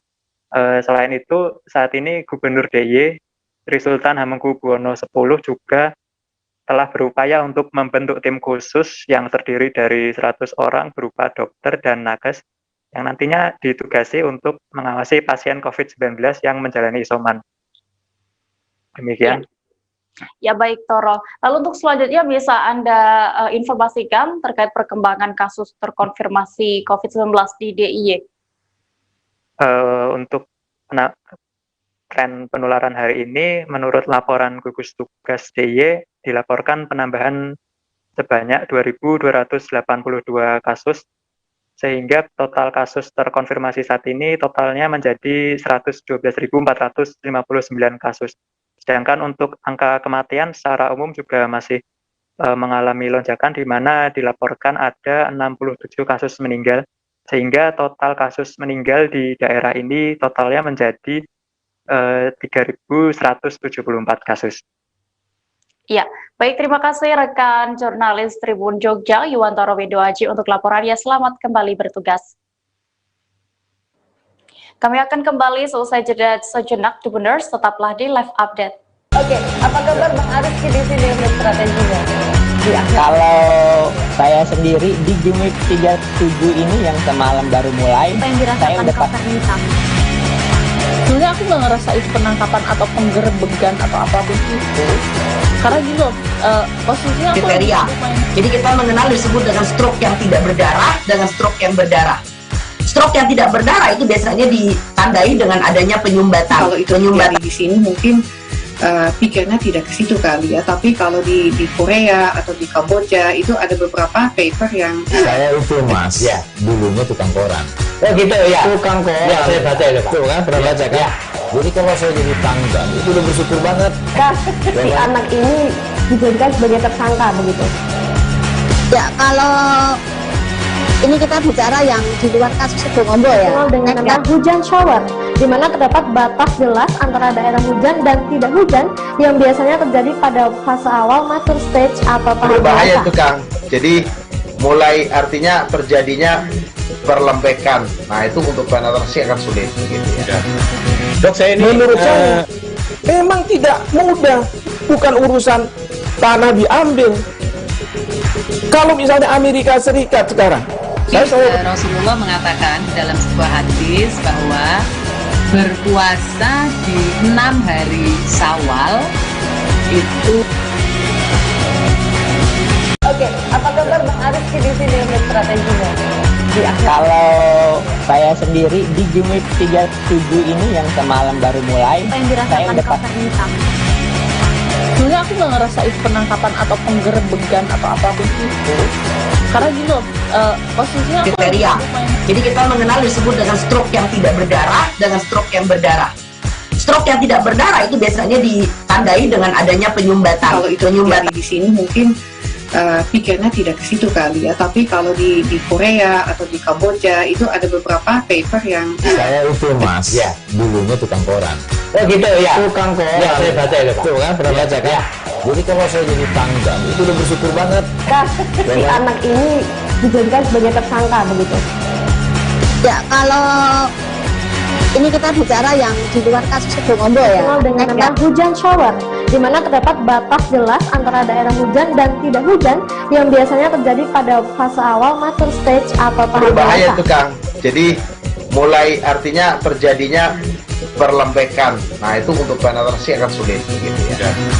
Dok, saya ini menurut saya memang tidak mudah, bukan urusan tanah diambil. Kalau misalnya Amerika Serikat sekarang, Rasulullah mengatakan dalam sebuah hadis bahwa berpuasa di 6 hari Syawal itu. Oke, apa kabar Bang Arif di sini untuk strateginya? Kalau saya sendiri di Jumit 37 ini yang semalam baru mulai, saya udah Sebenarnya aku nggak ngerasa itu penangkapan atau penggerbegan atau apapun itu, karena gini loh, posisinya aku Kriteria. Jadi kita mengenal disebut dengan stroke yang tidak berdarah dengan stroke yang berdarah. Stroke yang tidak berdarah itu biasanya ditandai dengan adanya penyumbatan. Kalau itu terjadi di sini mungkin pikirnya tidak ke situ kali ya. Tapi kalau di Korea atau di Kamboja itu ada beberapa paper yang saya itu Mas, ya dulunya tukang koran. Oh gitu ya. Tukang koran. Ya, saya baca itu, Pak. Tuh kan, pernah baca kan? Jadi kalau saya jadi tanggal itu udah bersyukur banget. Si anak ini dijadikan sebagai tersangka begitu. Ya, kalau ini kita bicara yang di luar kasus Obombo ya. Dengan nama hujan shower, di mana terdapat batas jelas antara daerah hujan dan tidak hujan yang biasanya terjadi pada fase awal mature stage atau tahap Berbahaya dewasa. tuh Kang. Jadi mulai artinya terjadinya perlembekan. Nah itu untuk penetrasi akan sulit gitu ya. Dok, saya ini menurut saya memang tidak mudah, bukan urusan tanah diambil. Kalau misalnya Amerika Serikat sekarang, Rasulullah mengatakan dalam sebuah hadis bahwa berpuasa di 6 hari Syawal itu. Oke, apa kabar Bang Arif di sini untuk strateginya? Kalau saya sendiri di Jumit 37 ini yang semalam baru mulai, saya udah Sebenarnya aku nggak ngerasa itu penangkapan atau penggerbegan atau apapun itu, karena gini loh, posisinya aku Kriteria. Jadi kita mengenal disebut dengan stroke yang tidak berdarah dengan stroke yang berdarah. Stroke yang tidak berdarah itu biasanya ditandai dengan adanya penyumbatan. kalau itu terjadi di sini mungkin pikirnya tidak ke situ kali ya. Tapi kalau di Korea atau di Kamboja itu ada beberapa paper yang saya itu Mas, ya dulunya tukang koran. Oh gitu ya. Tukang koran. Ya, saya baca itu, Pak. Tuh kan, pernah baca kan? Jadi kalau saya jadi tanggal itu udah bersyukur banget. Si anak ini dijadikan sebagai tersangka begitu. Ya, kalau ini kita bicara yang di luar kasus Obombo ya. Dengan nama hujan shower, di mana terdapat batas jelas antara daerah hujan dan tidak hujan yang biasanya terjadi pada fase awal mature stage atau tahap Berbahaya dewasa. tuh Kang. Jadi mulai artinya terjadinya perlembekan. Nah itu untuk penetrasi akan sulit gitu ya. Dok, saya ini menurut saya memang tidak mudah, bukan urusan tanah diambil. Kalau misalnya Amerika Serikat sekarang, Rasulullah mengatakan dalam sebuah hadis bahwa berpuasa di 6 hari Syawal itu. Oke, apa kabar Bang Arif di sini untuk strateginya? Kalau saya sendiri di Jumit 37 ini yang semalam baru mulai, saya udah Sebenarnya aku nggak ngerasa itu penangkapan atau penggerbegan atau apapun itu, karena gini loh, posisinya aku Kriteria. Jadi kita mengenal disebut dengan stroke yang tidak berdarah dengan stroke yang berdarah. Stroke yang tidak berdarah itu biasanya ditandai dengan adanya penyumbatan. kalau itu terjadi di sini mungkin pikirnya tidak ke situ kali ya. Tapi kalau di Korea atau di Kamboja itu ada beberapa paper yang saya itu Mas, ya dulunya tukang koran. Oh gitu ya. Tukang koran. Ya, saya baca itu, Pak. Tuh kan, pernah baca kan? Jadi kalau saya jadi tanggal itu udah bersyukur banget. Si anak ini dijadikan sebagai tersangka begitu. Ya, kalau ini kita bicara yang di luar kasus Situbondo ya, dengan tentang hujan shower, di mana terdapat batas jelas antara daerah hujan dan tidak hujan yang biasanya terjadi pada fase awal mature stage atau tahap Berbahaya dewasa. itu Kang. Jadi mulai artinya terjadinya perlembekan. Nah itu untuk penetrasi akan sulit. Gitu ya. Dok, saya ini menurut saya memang tidak mudah, bukan urusan tanah diambil. Kalau misalnya Amerika Serikat sekarang, Rasulullah mengatakan dalam sebuah hadis bahwa berpuasa di 6 hari Syawal itu. Oke, apa kabar Bang Arif di sini dengan strateginya? Kalau saya sendiri di Jumit 37 ini yang semalam baru mulai, Apa yang saya dirasakan udah Kapten Hitam? Sebenarnya aku nggak ngerasain penangkapan atau penggerebekan atau apapun itu, karena gini loh, posisinya aku Kriteria. Jadi kita mengenal disebut dengan stroke yang tidak berdarah dengan stroke yang berdarah. Stroke yang tidak berdarah itu biasanya ditandai dengan adanya penyumbatan. Kalau itu terjadi di sini mungkin pikirnya tidak ke situ kali ya, tapi kalau di Korea atau di Kamboja itu ada beberapa paper yang Saya itu Mas, dulunya tukang koran. Oh gitu ya. Tukang koran. Ya, saya baca itu Pak. Tuh kan, pernah baca kan? Jadi kalau saya jadi tanggang, itu udah bersyukur banget. Si anak ini dijadikan sebagai tersangka begitu. Ya, kalau ini kita bicara yang di luar kasus Situbondo ya, dengan tentang hujan shower, di mana terdapat batas jelas antara daerah hujan dan tidak hujan yang biasanya terjadi pada fase awal mature stage atau tahap Berbahaya dewasa. itu Kang. Jadi mulai artinya terjadinya perlembekan. Nah itu untuk Anda masih menyaksikan live update Tribuners. Kita menuju kabar berikutnya. Semarang Raya diprioritaskan pemerintah Pemprov Jawa Tengah, maksud saya, untuk mendapat bantuan pengisian oksigen dari kapal KRI Dr. Suharso milik TNI Angkatan Laut yang sedang berlabuh di Pelabuhan Tanjung Emas. Gubernur Jawa Tengah Ganjar Pranowo mengatakan kapal TNI AL KRI Dr. Suharso ini diperintahkan berada di Semarang untuk membantu penyediaan suplai oksigen. Hal ini pun diharapkan jika Semarang Raya terpenuhi suplai oksigen, maka pemerintah akan memenuhi daerah lainnya dengan berbagai cara nantinya. Pasalnya kebutuhan oksigen di Jawa Tengah sendiri saat ini mengalami minus 30%. Untuk mengetahui informasi lebih detailnya, sudah bergabung bersama kami rekan wartawan Tribun Jateng, Radian Trijoko yang akan memberikan laporan. Halo Koko. Ya, Koko, bisa Anda sampaikan ini sampai kapan kapal KRI Dr. Suharso ini merapat di Pelabuhan Tanjung Emas Semarang? Ya, KRI Dr. Suharso ini merapat di Pelabuhan Tanjung Emas sampai kebutuhan oksigen di Jawa Tengah ini terpenuhi. Gitu deh. Iya, lalu sebenarnya berapa kemampuan produksi oksigen dari kapal tersebut? Dalam waktu dalam waktu 24 jam kapal Dr. Suharso ini bisa menghasilkan oksigen 25 tabung, yang rata-rata satu tabungnya itu berisi 6.000 liter. Iya, lalu untuk proses pengisian oksigen sendiri itu bagaimana, Koko? Ya, untuk pengisian oksigen ini akan dikoordinasikan dengan Dinas Kesehatan setempat, dan nanti yang akan diutamakan dari pihak rumah sakit. Begitu ya. Iya. Baik, lalu bisa Anda jelaskan wilayah mana saja yang diprioritaskan untuk pengisian oksigen kali ini? Untuk pengisian oksigen kali ini yang diprioritaskan adalah di Semarang Raya terlebih dahulu. Nanti untuk berikutnya pemerintah Provinsi Jawa Tengah akan mencarikan solusi lainnya, gitu ya. Ya, terakhir Koko, terkait kebutuhan oksigen di Jawa Tengah sendiri, bisa Anda jelaskan untuk lebih detailnya? Ya, untuk kebutuhan oksigen di Jawa Tengah sendiri mengalami minus 30%. Saat ini pemerintah sedang mencari sumber-sumber untuk oksigen itu sendiri, terutama dari luar Jawa. Nah, untuk saat ini yang sedang difokuskan oleh pemerintah adalah bagaimana mencari alatnya ini, generator oksigen itu sendiri. Ya, baik Koko dan Tribuners, tadi rekan jurnalis kami juga sudah melakukan wawancara bersama sejumlah pejabat yang datang saat pengisian oksigen itu. Berikut hasil wawancara selengkapnya untuk Anda. KRI Dr. Suharto ini adalah KRI jenis kapal perang rumah sakit sandar hari ini pukul 06.00 di Pelabuhan Tanjung Emas, Semarang. Tujuannya adalah membantu masyarakat Jawa Tengah dan sekitarnya untuk memenuhi kebutuhan kekurangan oksigen, terutama khususnya rumah sakit dan masyarakat sekitar Jawa Tengah.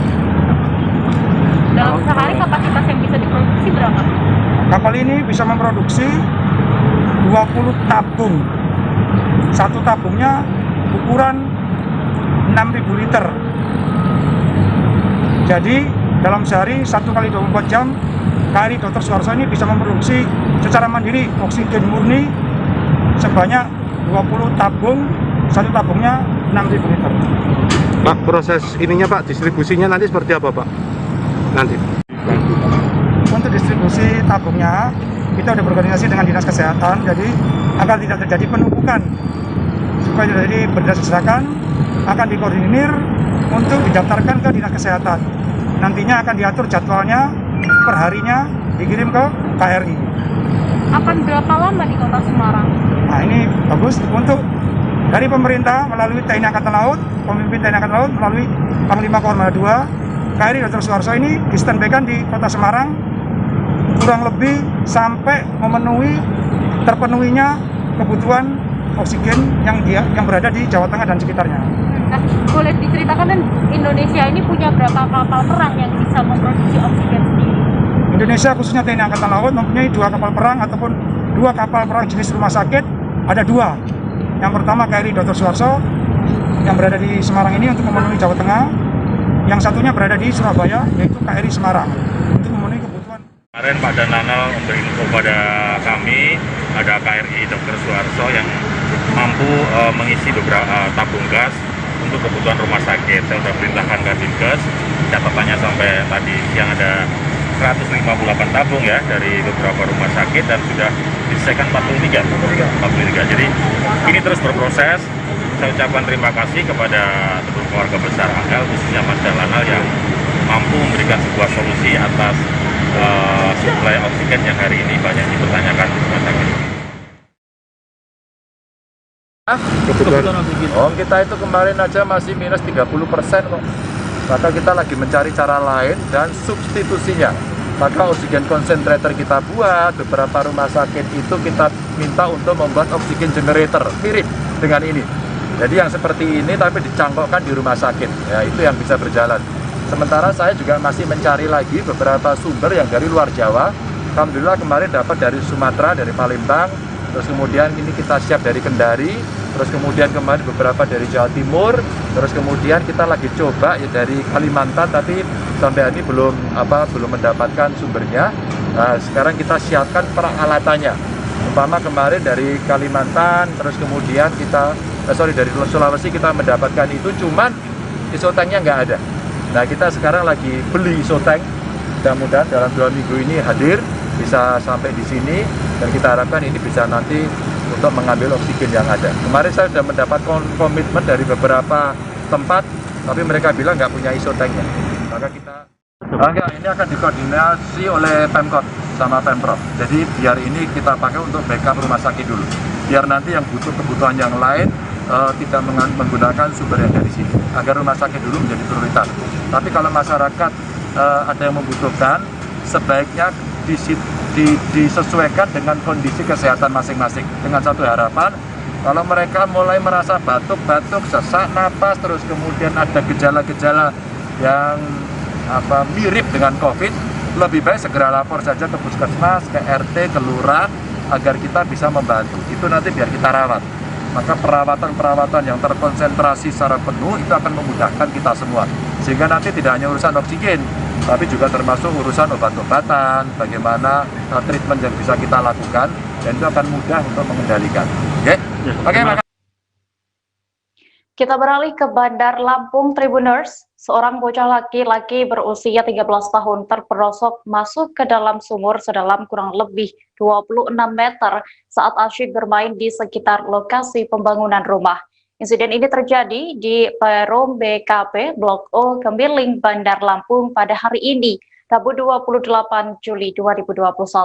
Berdasarkan keterangan warga sekitar lokasi kejadian, korban diketahui bernama M. Putra Riansyah, merupakan seorang anak berkebutuhan khusus. Setelah beberapa waktu berusaha, anak itu akhirnya pun bisa diselamatkan oleh warga setempat. Untuk mengetahui informasi lebih detailnya, sudah bergabung bersama saya rekan wartawan Tribun Lampung, Joviter Husin, yang akan memberikan laporan. Halo Joviter. Ya. Baik Dea. Ya Dea. Berdasarkan pantauan Anda di lokasi tadi, bisa Anda jelaskan bagaimana kronologis bocah ini bisa terperosok masuk ke dalam sumur? Baik, bisa saya sampaikan dari keterangan warga sekitar, kejadian diperkirakan sekitar pukul 8.30 pagi. Saat itu korban sedang bermain di sekitar bangunan. Namun tanpa memperlihat situasi sekitar, bocah tersebut terperosok masuk ke dalam sumur yang diperkirakan mencapai 26 meter. Baik, Dea. Iya. Joviter, lalu apa yang dilakukan warga sekitar setelah mengetahui ada bocah masuk sumur? Bagaimana awalnya para warga mengetahui kejadian ini? Ya, dari saksi mata menyebut mereka mendengar suara bocah tersebut teriak minta pertolongan. Dan dari warga sekitar langsung melakukan pertolongan dengan menggunakan tali kawat yang dapat dari bengkel dekat lokasi kejadian. Namun untuk proses evakuasinya sedikit alot karena di sekitar sumur ada sarang lebah, sehingga warga harus menyingkirkan sarang lebah tersebut sebelum akhirnya bisa masuk untuk mengevakuasi korban. Iya, lalu Joviter, bagaimana dengan kondisi korban pasca berhasil dievakuasi oleh warga? Ya, dari keterangan keluarga korban dan warga sekitar, korban begitu dievakuasi langsung dirujuk ke puskesmas terdekat. Dan terakhir informasinya cuma mengalami luka lecet di bagian kaki akibat benturan di dasar sumur. Ya, baik Tribuners, tadi rekan jurnalis kami juga sudah melakukan wawancara bersama seorang saksi mata bernama Ferizal. Berikut hasil wawancara selengkapnya untuk Anda. Tadi waktu saya masuk di YouTube saya, banyak ada 20-an biji nih kepala YouTube ya. Rambutnya kayak sarang ya.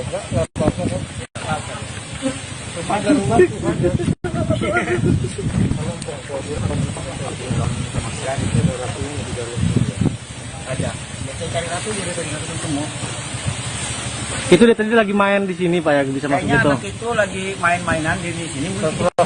Oh, keprosok dia. Mungkin dia. Jadi waktu saya melakukan tindakan, tahu nilai jenang saya tadi. Harus dihafalkan dulu. Kalau lu doang kan mau melihat dia itu kepleset dari sini. Kepleset ya. Kepleset begini. Tapi kalau dia begini pasti kepala dulu masuk. Nah, anak itu biasanya kan dia tuh pagi-pagi di sini joget-joget nyanyi-nyanyi kadang. Mungkin dia saja di sini berdiri di sini mungkin kepleset. Sini dia kepleset. Ini sumur memang nggak tutup Pak? Tutup. Oh, kayak gini ya? Oh, kayak gini ya? Kemarin tertutup karena dia habis dibersihin dibuka dulu, belum sempat ditutup oleh yang punya rumah. Itu logikanya ya, kalau dia ngejungkel pasti kepala dulu ke bawah. Iya. Nah, ini pasti kepleset nih ke sini. Tapi tadi kalau lihat dari pas udah diselamatin lukanya di mana aja sih Pak? Kakinya. Kaki doang ya? Kakinya sama kakinya biru semua. Kaki biru-biru ya? Biru semua. Dari atas, pasti ngejungkel kepalanya kan. Itu rasa dari sini dia, mau ke sini, mau ke situ, langsung jatuh. Itu tadi saya pindah ke tempat, saya ke bawah, ngikat pakai set bel dia tadi, baru yang di atas ngangkatin. Narikin ya? Ya, ada orang, ada si Robi, Iqbal, si Usop, yang bantu saya tadi, sama Kurniawan, bantu narikin di atas. Saya di bawah, di dalam. Berapa meter nih Pak dalam ini Pak?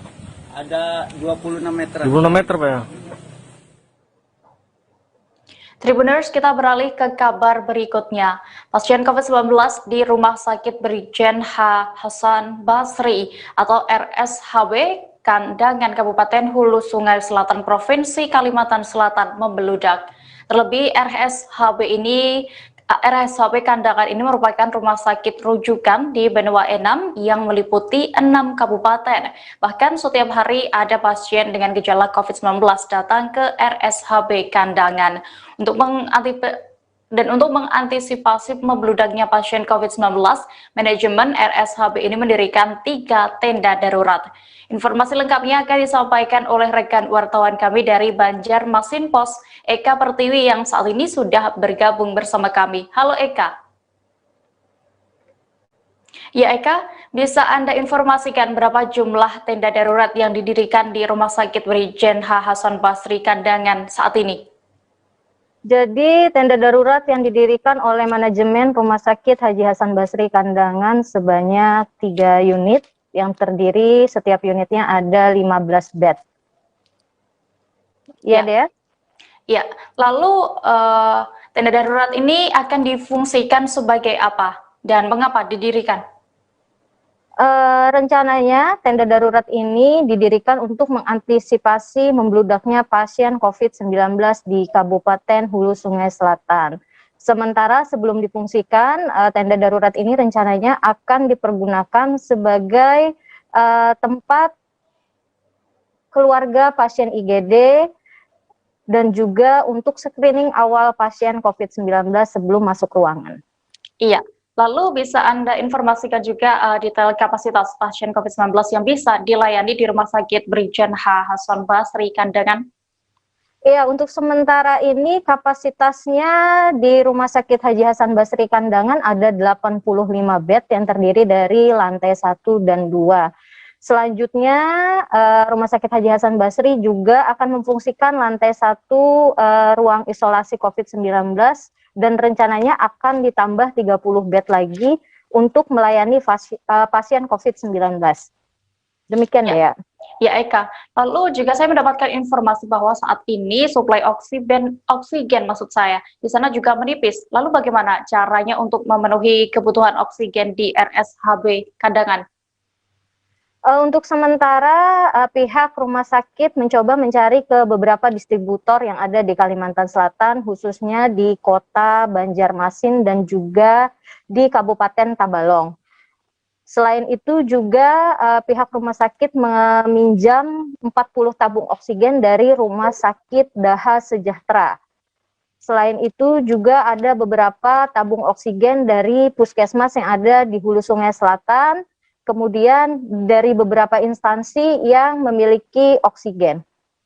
Iya, lalu bagaimana untuk kondisi pasien diduga COVID-19 yang saat masuk ke Rumah Sakit HB Kandangan?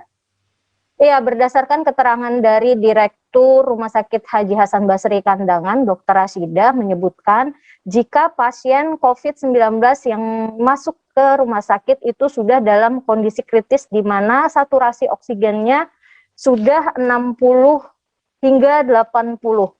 Padahal itu adalah kondisi kritis bagi pasien. Bahkan per hari ini tadi saja tercatat 6 orang meninggal dunia akibat COVID-19. Demikian Dea.